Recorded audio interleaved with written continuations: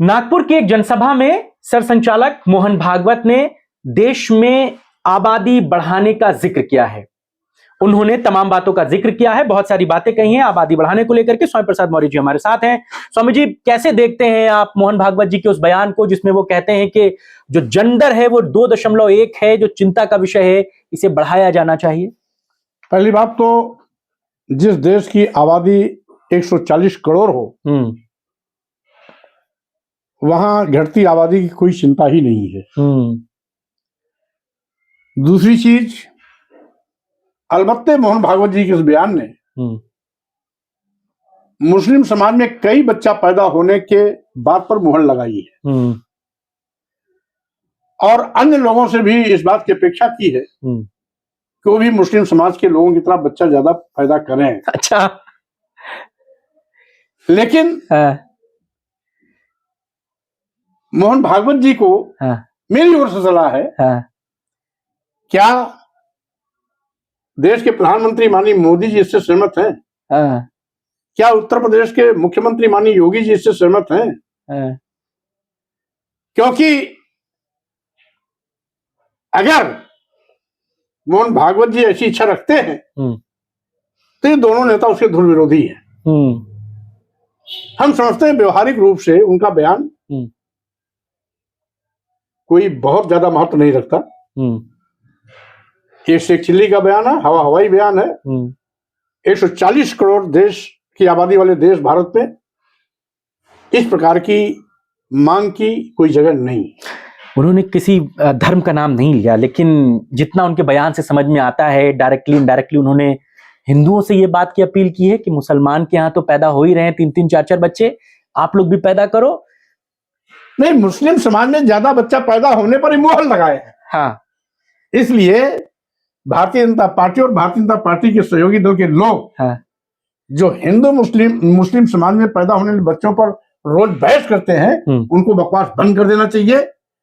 और ऐसे बहस करने वाले लोगों के लिए मोहन भागवत जी ने सबक दिया है कि आप भी उनका अनुसरण करो।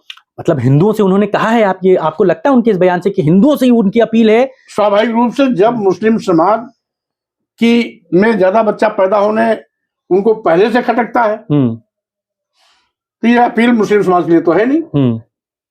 हाँ, इतना जरूर है कि मुस्लिम समाज में ज्यादा बच्चा पैदा होने की जो अभी तक बात आ रही है, मोहन भागवत जी ने उस पर मुहर लगाई है कि वो ठीक कर रहे हैं।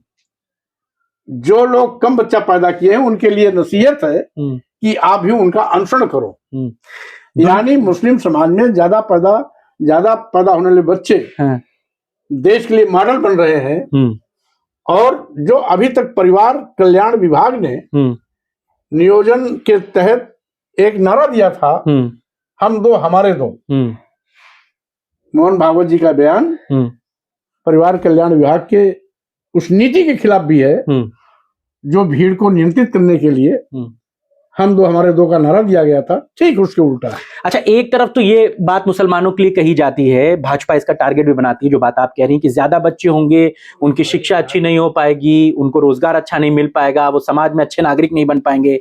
फिर इस तरीके की अपील एक वर्ग एक समाज के लिए अलग से, ये उनकी कुंठा है। सही बात तो ये है, हिंदू हो, मुसलमान हो, सिख हो, ईसाई हो, पारसी हो, बौद्ध हो, जैन हो, जो भी शिक्षित परिवार है उसमें बच्चे कम होंगे, चाहे हिंदू हो, चाहे मुसलमान हो या अन्य किसी धर्म की हो।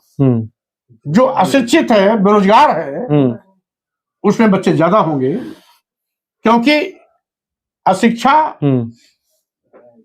ना समझने का कारण है। ये धर्म और जात के नाम पर बच्चा नहीं पैदा होते।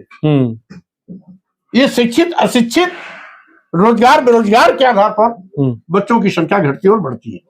मोहन भागवत जी के बयान आपको लगता नहीं कि एक लाइन से हटकर आते हैं? आप 2022 का वो बयान याद कीजिए जब उन्होंने ये बात कही थी कि हर मस्जिद मंदिर मत ढूंढो। इस तरीके का बयान अचानक से सर्कुलेट होने लगा जब संभल की घटना हो गई। देखिए, कुल मिलाकर के ये परंपरा गलत है। पूरे देश को 15 अगस्त 1947 के दिन को यथावत स्वीकार करना चाहिए। 15 अगस्त 1947 के दिन जिस भी धार्मिक स्थल की जो भी यथास्थित रही है उसे मान के हमको आगे बढ़ना चाहिए। अगर ये जो गलत परंपरा डाल रहे हैं कि हर मस्जिद में मंदिर खोलने की जो कोशिश इनकी है, ये परंपरा इनके लिए भारी पड़ेगी, क्योंकि आने वाले दिनों में हर मंदिर में लोग बौद्ध मठ खोजना शुरू कर देंगे। क्योंकि इतिहास इस बात का गवाह है कि जितने भी हिंदू धार्मिक स्थल हैं, ये सभी कभी न कभी बौद्ध मठ थे। यहां तक कि बद्रीनाथ, केदारनाथ, जगन्नाथपुरी, रामेश्वरम, ये सब पहले बौद्ध मठ थे, जिसका खुलासा मैं पहले भी कर चुका हूं। तो अगर हर मस्जिद में मंदिर खोला जाएगा तो हर मंदिर में लोग बौद्ध मठ भी खोलना शुरू कर देंगे, जो मंदिर वालों के लिए बहुत महंगा पड़ेगा।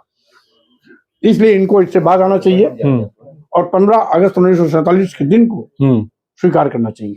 चलिए, बहुत शुक्रिया हमसे बातचीत करने के लिए। स्वामी प्रसाद मौर्य जी हमारे साथ थे, वो मोहन भागवत जी के बयान पर अपनी प्रतिक्रिया दे रहे हैं।